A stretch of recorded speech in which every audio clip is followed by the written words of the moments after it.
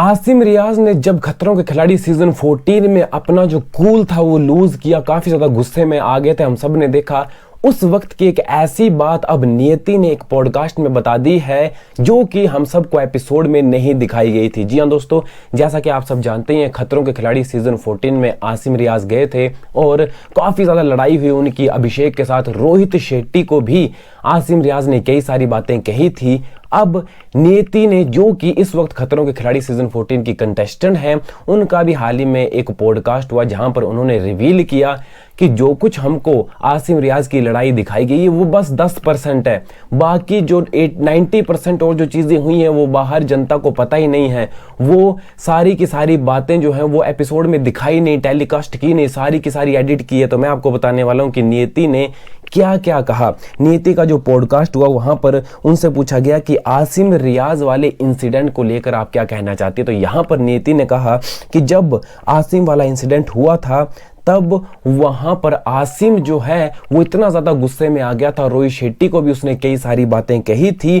तब रोहित शेट्टी काफी सारी चीजें कह सकते थे आसिम को, लेकिन उन्होंने एक शब्द भी नहीं कहा, काफी अच्छी तरह से हैंडल किया। और एक और बात नियति ने बताई कि उस वक्त रोहित शेट्टी के सारे बॉडीगार्ड जो थे वो शूटिंग के बीच में आ गए थे, आसिम रियाज के सामने खड़े हो गए थे सारे के सारे बॉडीगार्ड, और वहां पर बहुत बड़ी लड़ाई हो सकती थी।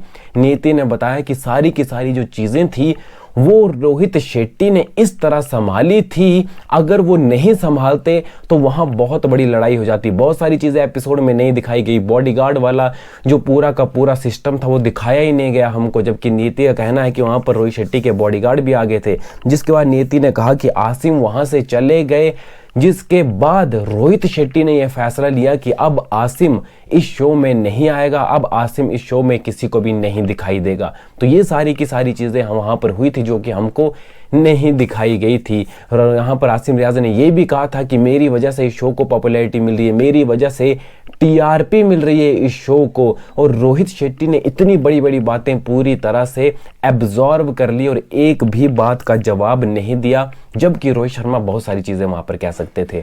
तो ये सारी की सारी चीजें जो हैं वो नियति ने अपने लेटेस्ट पॉडकास्ट में बताई हैं। तो आपका इसके बारे में क्या सोचना है? आसिम रियाज के इंसिडेंट के बारे में आप क्या सोचते हैं? रोहित शेट्टी ने जिस तरह से संभाला उसके बारे में क्या सोचते हैं? आप कमेंट बॉक्स में जरूर लिख दें। और खतरों के खिलाड़ी से जुड़ी हुई लेटेस्ट अपडेट्स के लिए चैनल को सब्सक्राइब करें, क्योंकि बहुत जल्द टॉप 5 मिलेंगे, टॉप 4, टॉप 3 और उसके बाद फिनाले, और उसके बाद सीधा सीधा विनर मिलने वाला है। कौन होगा विनर? क्या कश्मीर होगा?